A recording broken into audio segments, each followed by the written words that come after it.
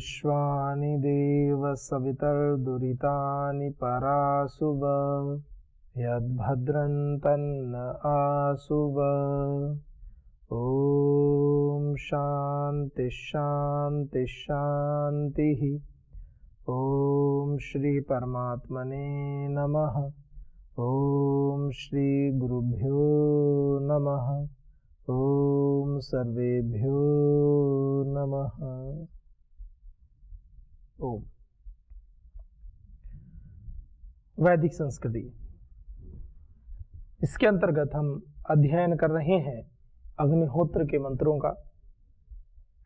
अग्निहोत्र भारतीय संस्कृति में, इस वैदिक विचारधारा में हम सभी इस विषय से परिचित हैं ही।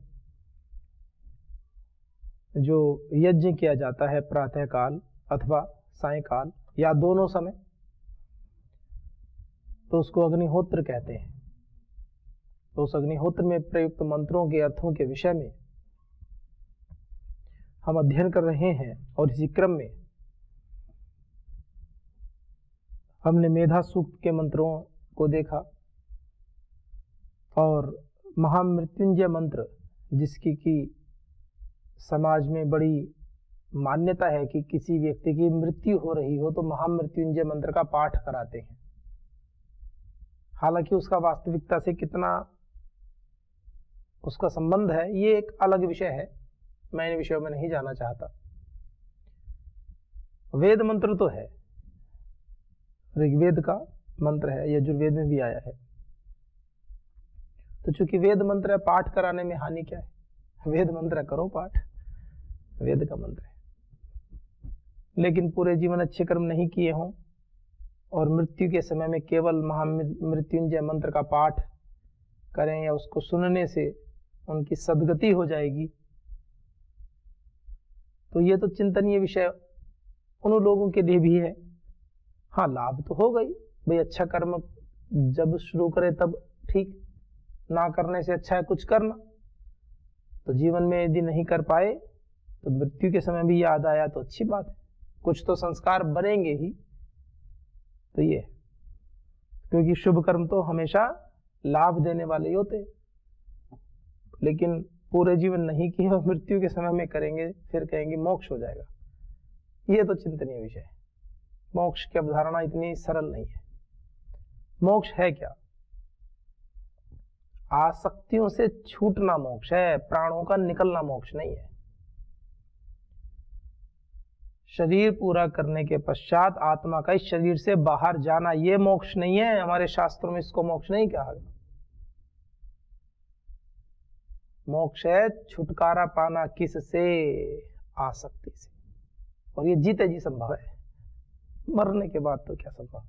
ये तो परिणाम है, जीवन मुक्त अवस्था। परम श्रद्धेय श्री गुरुदेव क्या कहते हैं? जीवन मुक्त हो जाओ, ऐसे कार्य करो कि जिंदा शहीद हो जाओ। जीवित अवस्था में ही ये कर्म किए जाते हैं। जैसे कुछ साधक होते हैं, साधना करते हैं, सन्यासी बनते हैं, तो ऐसे कहते हैं कि मृत्यु का वरण किया जाता है, स्वयं को मारना पड़ता है। स्वयं को मारने का मतलब क्या है? सुसाइड करना, ये थोड़ी होता है। स्वयं को मारना अर्थात इस जीवन को जीने से पहले जो पूर्वाश्रम का आपका जीवन है, ये भौतिकवादी जीवन है, जो भौतिक कामनाएं रहती हैं मनुष्यों को, पुत्र ऐषणा, वित्त ऐषणा, ये जो ऐषणाएं हैं, लोक ऐषणा, मान सम्मान की इच्छा, संतान प्राप्ति की इच्छा, धन की इच्छा, उसकी आसक्तियों का नाश कर देना।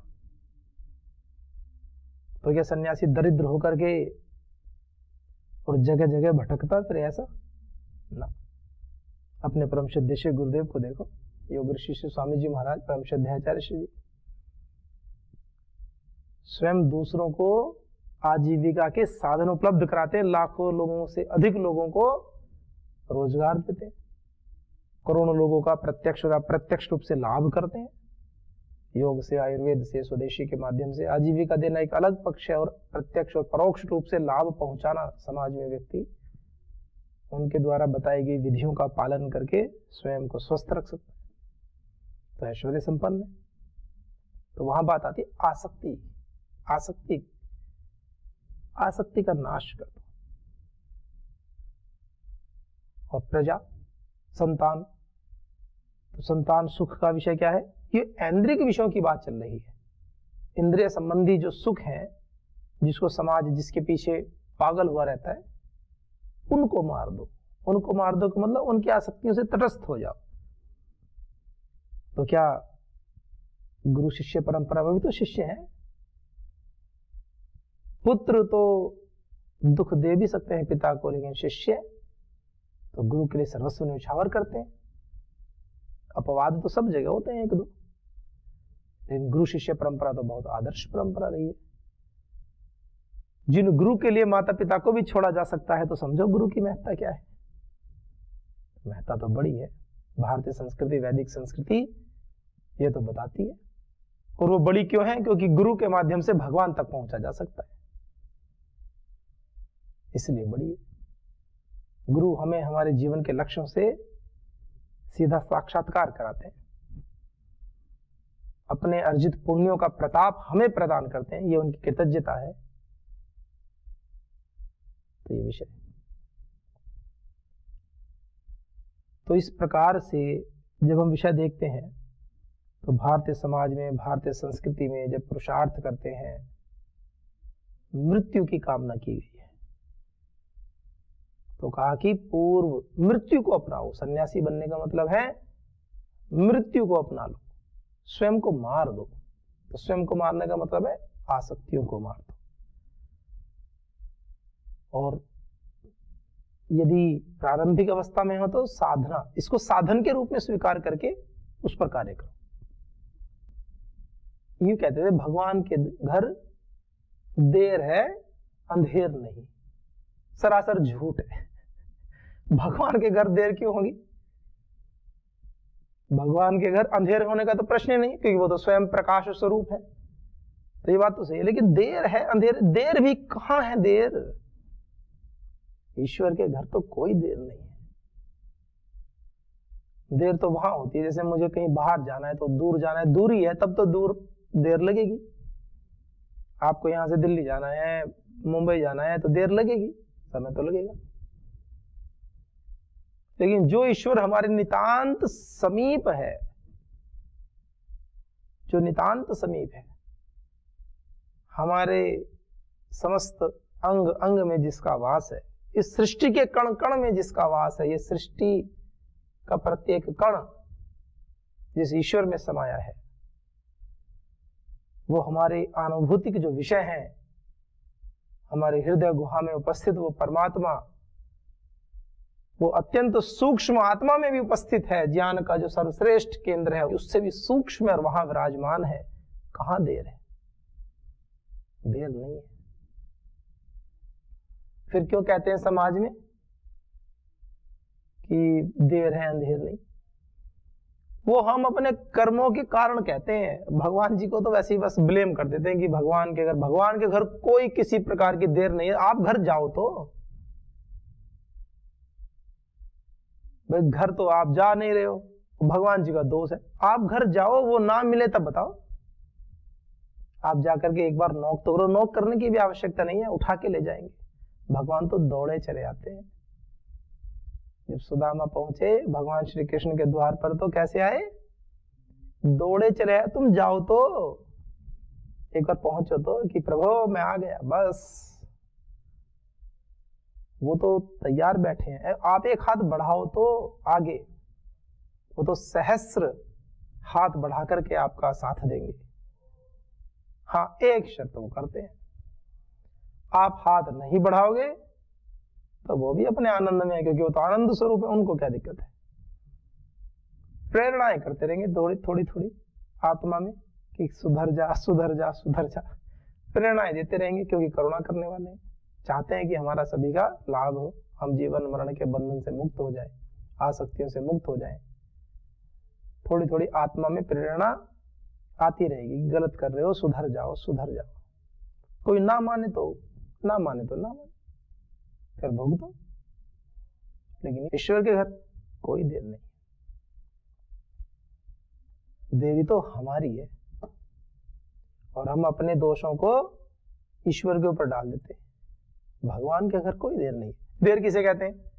जैसे आप किसी से मिलने गए, किसी महापुरुष से, मान लीजिए आप किसी मंत्री जी से मिलने गए।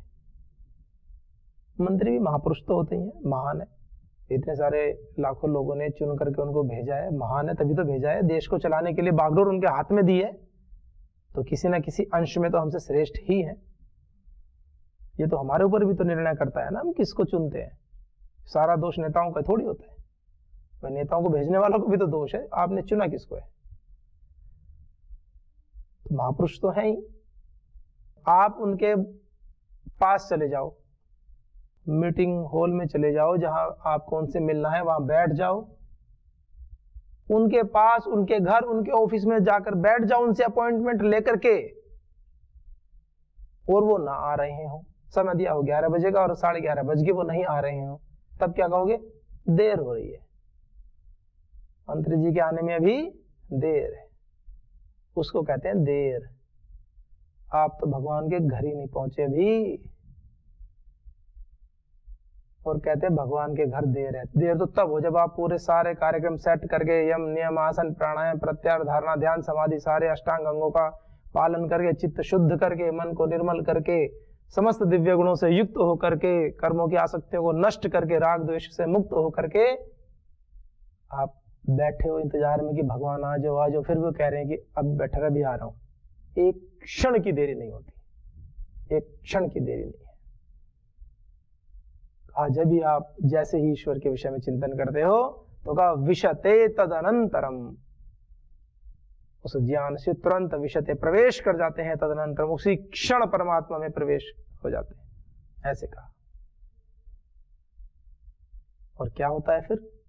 उस ब्रह्म को जब प्राप्त हो जाते हैं तो ब्रह्म भूतः प्रसन्नात्मा न शोचति न कांक्षति। जो ब्रह्म को प्राप्त होने वाली जो प्रसन्न आत्मा है, आनंद वाली आत्मा है, वो फिर शौक नहीं करती, कोई इच्छा नहीं करती, कृतकृत्य हो जाता है। जो पाना तो पा लिया, ईश्वर को पा लिया, अब क्या पाना शेष है। अब तो चक्र भ्रमणवत धृत शरीर, कि जैसे कुम्हार चाक पर घड़ा बनाता है, चाक घुमाता है, घड़ा बन गया, उतार के रख दिया, अब उसका कोई और काम तो है नहीं, तो घड़ा थोड़ी बहुत देर घूमता रहेगा, जब तक भी घूमना है वो चाक घूमता रहेगा। तो ऐसे फिर जब तक, क्योंकि पूर्व जन्मों के संस्कारों के कारण जो शरीर मिला है वो जब तक चल रहे हैं चलते रहेंगे। आगे तो आपने अपना समाप्त कर दिया कार्यक्रम, आगे जन्म होने का। तो ईश्वर के विषय में जो धारणाएं बनाते हैं ना, जब शराबी क्या धारणा बनाएगा? भगवान शिव भोलेनाथ, कि भोले भी तो करते थे, जैसे भोले के साथ बैठ के खुद करता था क्या? तो उसे बाप दादा या चाचा ताऊ करते थे। मतलब भगवान के नाम पर गलत बातों को आरोपित करके अपना स्वार्थ सिद्ध करते हैं। भगवान शिव योगेश्वर कहते हैं, योगी कहते हैं, योगी राज भगवान शिव है, देवादि देव कहते हैं उनको, देवों में भी देव महादेव बोलते हैं। बैठ के साधना नहीं करते। महादेव का शरीर देखो कैसा है,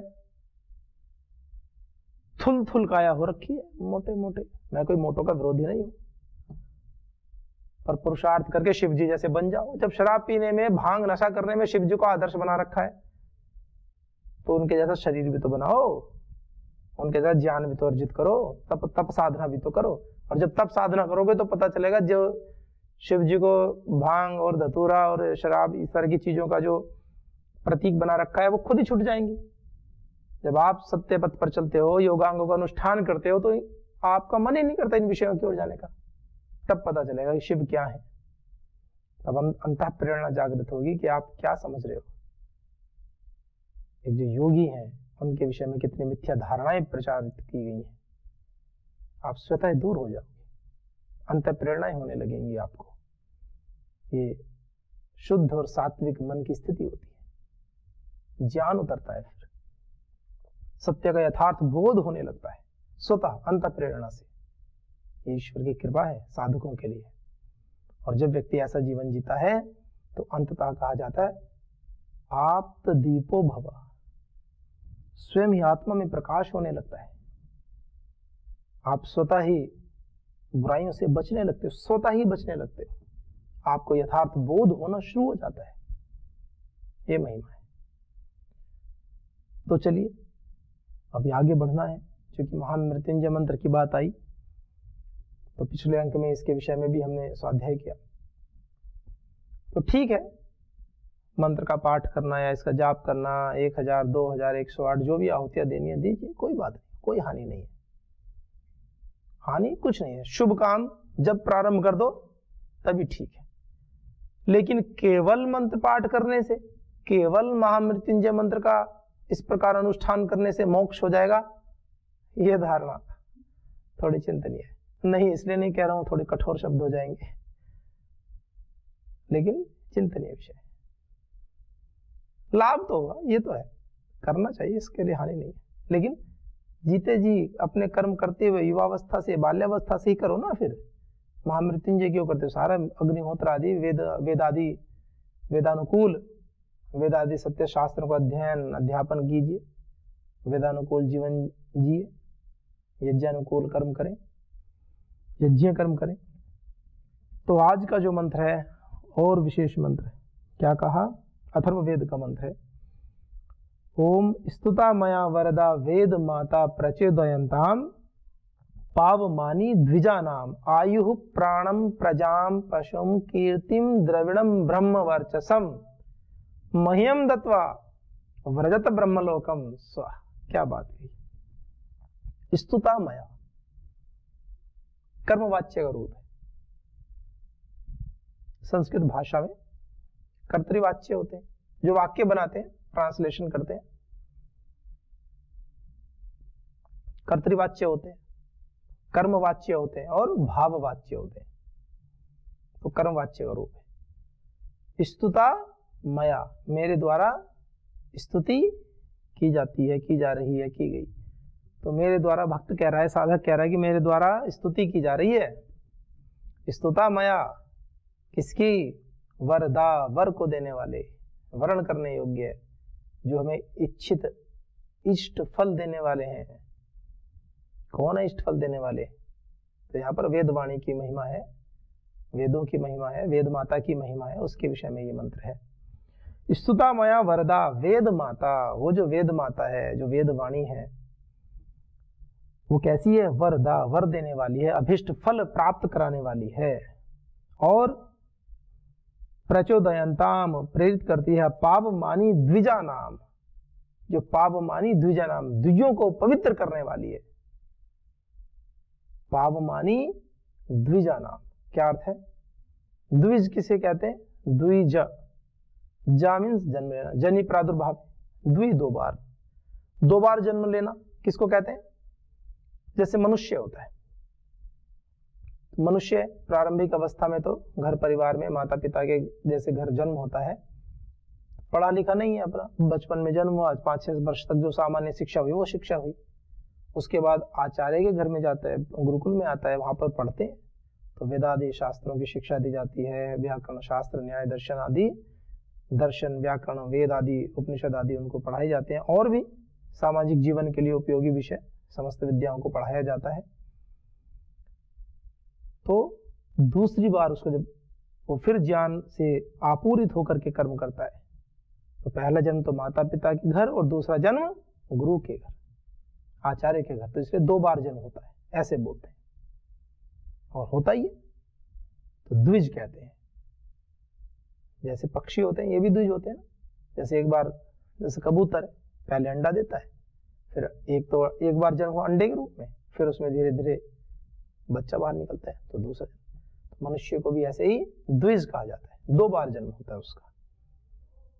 तो वो किस परिप्रेक्ष्य में कहा गया? वहां पर तो चलो एक बार अंडे की फॉर्म है, अंडे से फिर बच्चा निकला, और मनुष्य तो मनुष्य की फॉर्म में ही, उसका तो रूप नहीं बदलता है, फिर भी उसको द्विज कहा गया। अर्थात पहले अज्ञानी था, अज्ञानी रूप में जन्म हुआ, और दूसरा फिर ज्ञान प्राप्त करना। ये मनुष्य का अधिकार है, ये मनुष्य का कर्तव्य है, ये मनुष्य के लिए नियत कर्म है। उसको द्विज बनना चाहिए, उसको ज्ञान अर्जित करना चाहिए। तो पावमानी द्विजानाम, उन ज्ञान प्राप्त व्यक्तियों को भी जो पवित्र करने वाला है। जो वेदवाणी उन ज्ञानी पुरुषों को भी पवित्र करने वाली है, ऐसे कहा। वो वेद माता, वो वेदवाणी जिसकी हम उपासना करते हैं, जो हमें अभीष्ट फल देने वाली है, और जो श्रेष्ठ महान पुरुषों को भी जो पवित्र करती है, उनको भी उनके लक्ष्य से प्राप्त मिलाती है। जो महापुरुष होते हैं वो भी तो भगवान के उपासक होते हैं, तो उनको भी मिलाती है। तो ऐसे कहा पावमानी द्विजानाम, जो द्विजों को भी पवित्र करती है। और क्या कहा, क्या क्या देती है, आयु, आयु देने वाली है। प्राणम, प्राण, देखो वेद माता प्राण के देने वाली है, प्राण को देती है। आयु प्राणम, प्राण कैसे देती है, वेदवाणी प्राण कैसे देती है। वेदानुकूल आचरण करोगे तो जीवन बढ़ेगा, इसमें क्या दिक्कत है। और आध्यात्मिक संदर्भ भी होते हैं, वेदानुकूल आचरण करते हैं तो प्राण भी पुष्ट होते हैं। प्राण अपान व्यान समानुदान नाग कूर्म कृकल धनंजय देवदत्त सभी 5 प्राण 5 उपप्राण सब पुष्ट होते हैं। आयु बढ़ती है, यशस्वी होते हैं। आयु प्राणम प्रजाम, प्रजा देने वाली। गुरु है तो गुरु शिष्य परंपरा को उन्नत बनाती है। एक राजा में राज्य यदि श्रेष्ठ है, अच्छे से कार्य करता है, उसकी प्रजा खुश रहती है, अच्छे से धन धान्य से भरपूर रहती है, समृद्धि होती है राज्य में, तो प्रजा को पुष्ट करने वाली है। आयु, इसलिए तो लोग बड़े बड़े राजा यज्ञ करते थे, अश्वमेध यज्ञ करते थे, राजसूय यज्ञ करते थे, बड़े बड़े यज्ञ करते थे। क्यों? वेदों के मंत्रों का उच्चारण होते थे। क्यों? क्योंकि वेदवाणी राज्य में ऐश्वर्य लाती है, खुशहाली लाती है, पुष्ट करती है प्रजा को, प्रजा को बढ़ाती है। कहा आयु प्राणम प्रजाम पशुम, पशुओं को बढ़ाने वाली है। पशुधन, गाय आदि, दुग्ध आदि। प्रजाम पशुम कीर्तिम, कीर्ति को बढ़ाती है। आप स्वयं देखो, आप प्रातः काल उठ करके रोज दिनचर्या का पालन करो, प्रतिदिन यज्ञ में योग में व्यायाम करें जाएं, आपको स्वतः ही बड़ा एक विश्वास, आत्मविश्वास भरा रहेगा। हर समय एक अलग ही आनंद की स्थिति रहेगी। कोई भी परेशानी परिस्थिति ऐसी हो जाएगी, कहीं हल्की फुल्की निराशा भी हो, तो आपकी जो दिनचर्या है, आपका जो स्वाभिमान है, आपका जो आत्मविश्वास है, आत्मबल है, वो इतना बढ़ा हुआ रहता है, वो उसके सामने कोई समस्या टिकती नहीं है। हो भी जाए तो नष्ट हो जाती है। जीवन में जब भी निराशा आए, कुछ भी आए, अपनी विहित दिनचर्या का पालन करते जाओ, बिना सोचे, टेंशन नहीं। एक सामान्य भाषा में कह देना, टेंशन गई तेल लेने। अब जो पता नहीं कैसे कहते होंगे तेल लेने, टेंशन गई पेंशन लेने, मतलब टेंशन भी पेंशन लेने चली गई। पेंशन लेने से तो आनंद ही आता है ना व्यक्ति को, तो पेंशन मिलेगी, पैसा मिलेगा, आनंद आएगा। तो लोक में भी ऐसी सी बातें कहते हैं। तो इसका मतलब क्या है, टेंशन को पेंशन लेने कौन भेज सकता है? व्यक्ति तो निकाल नहीं पाता, निकाल नहीं पाता टेंशन को। साधक होता है, ईश्वर के ऊपर विश्वास करने वाला होता है, केवल वो ही ऐसा कर पाते हैं। तो कहा कीर्ति, कीर्ति को बढ़ाने वाली है। द्रविड़म, धन देने वाली है वेद माता। वेद के जो उपासक हैं, वेद के जो विषय के प्रमाण कहते हैं, पद वाक्य प्रामाणज्ञ हैं, वेद के विषय में जो यथार्थ बोध कराने वाले हैं आचार्य गण हैं, उनको धन की कोई कमी थोड़ी होती है, उनको धन की कोई कमी नहीं होती। बात है दक्षता की, बात है प्रामाणिकता की, बात है जीवन में सत्य आचरण करने की। तो द्रविड़म, धन को बढ़ाने वाली व्यक्ति। और ब्रह्म वर्चसम, ब्रह्म वर्चस, तेज को देने वाली होती है। ब्रह्म वर्चस, तेज क्या होता है? जब आप वेदों के अनुसार अच्छा आचरण करते हैं, जीते हैं, तो ब्रह्म तेज उत्पन्न हो जाता है। ब्रह्म तेज कैसे उत्पन्न होता है? जैसे कि एक चुंबक के पास लोहा रख दो तो लोहे में भी चुंबकत्व के गुण आते हैं। जब आप वेदानुकूल जीवन जीते हैं, उस ब्रह्म, उस परमपिता परमात्मा के आश्रय में रहते हैं, सदैव उसको अपने सम्मुख उपस्थित मानते हैं, तो आप निर्भय हो जाते हैं। एक विशेष तेज, एक विशेष आत्मविश्वास सदैव आपके मन मस्तिष्क में, आपके रोम रोम में सदैव यह आभास रहता है कि मेरे प्रभु मेरे साथ हैं, तेज उत्पन्न होता है। ये कैसे होता है? वेदवाणी का, वेद माता का प्रताप है। और क्या कह रहे हैं? तो इन सब से आयु प्राणम प्रजाम पशुम कीर्तिम द्रवणम ब्रह्म वर्चसम, जो वेदवाणी, जो वेद माता इतना सब कराने वाली है, पावनानी पावमानी द्विजा नाम, द्विजों को पवित्र करने वाली है, और वरदा जो वर्ण करने योग्य है, जो इष्ट फल को देने वाली है, ऐसी वेद माता की हम स्तुति करते हैं। और उससे क्या होता है स्तुति करने से? जब हम ऐसे कर्म करते हैं, इसी अनुसार कार्य करते हैं, हमारी कीर्ति बढ़ती है, यश गौरव बढ़ता है। तो कहा उससे मिलने वाले जो फल हैं, जो कीर्ति है, जो यश है, उसमें आसक्त मत हो। और क्या कहा? मह्यम दत्वा, मह्यम मेरे लिए दत्वा दे करके। वेद माता कह रही है कि जो सब मिल रहा है आपको वेदानुकूल आचरण करने से, मह्यम दत्वा मुझे दे दो। क्योंकि अगर खुद पकड़े रहोगे, अच्छी चीजों को भी पकड़े रहोगे, तो वही बंधन का कारण है। मह्यम दत्वा व्रजत ब्रह्मलोकम, व्रजत चले जाओ ब्रह्मलोक, ब्रह्मलोक को जाओ। आप यहां मत पकड़े रहो चक्कर में। ये सब अच्छे कर्म, प्रजा पशु धन कीर्ति वैभव सब प्राप्त करो, लेकिन मह्यम दत्वा मुझे दे दो। इनकी आसक्ति में मत पड़ो। मह्यम दत्वा मुझे देकर व्रजत ब्रह्मलोकम, ये तो यहाँ छोड़ो और तुम ब्रह्मलोक को जाओ। क्योंकि इनको पकड़े रहोगे तो आगे गति नहीं होगी, बंधन है, पकड़े रहेंगे जाएंगे नहीं। ये तो मुझे दे दो, छोड़ो। एक व्यक्ति डूब रहा था पानी में, तैरना तो आता था, लेकिन सोने का एक बैग, उसमें सोना भरा पड़ा है, सोने के सिक्के 50 किलो, और बैग उतारने का नाम नहीं लेता, और डूबने को तैयार हो रखा है। तो एक व्यक्ति चिल्ला कर बोला कि बैग छोड़ दे, इस मोहमाया को छोड़ और बच जा। बैग छोड़ा, तैर के पार। तो ये पुण्यों की भी गठरी अगर लिए रहोगे, तो कह रही वेद माता, क्या कह रही? मह्यम दत्वा, मह्यम मेरे लिए, मुझे दे दे, और व्रजत ब्रह्मलोकम, तुम ब्रह्मलोक को व्रजत चले जाओ। व्रजत ब्रह्मलोकम स्वाहा। कितने सुंदर मंत्र है, कितना उपदेश देते हैं ऋषियों ने, परमपिता परमात्मा ने।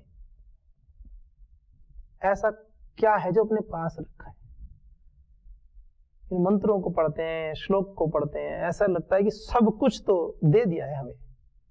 ये कह रहे हैं कि बच्चों, साधकों, भाइयों बहनों, आचरण करो। जो हमने बता दिया है, उन अनुभवों को अपने जीवन में अवतरित करो, उनको अपने जीवन में लाओ, उनके अनुरूप आचरण करो, और आप भी उस आनंद को प्राप्त करो जो आनंद हमने प्राप्त किया है। इससे ज्यादा क्या कह सकते हैं? एक एक बात, कैसे आचरण करें, कैसे व्यवहार करें, प्रत्येक विषय में हमें बताया है। और आगे तो राष्ट्रीय प्रार्थना आने वाली है, और आनंद को बढ़ाने वाली है। ओम आ ब्रह्मन ब्रह्मणो ब्रह्म वर्चसी जायताम, राष्ट्रे आराष्ट्रे राजन्य शूर शव्योति व्याधि महारथो जायताम, दोग्ध्री धेनुर वोढ़ानडवानाश, सप्ते पुरंधिर योषा जिष्णु रथेष्ठा, सभेयो युवास्य यजमानस्य वीरो जायताम, निकामे निकामे न पर्जन्यो वर्षतो फलवत्यो न औषधः पच्यन्ताम, योगक्षेमो न कल्पताम।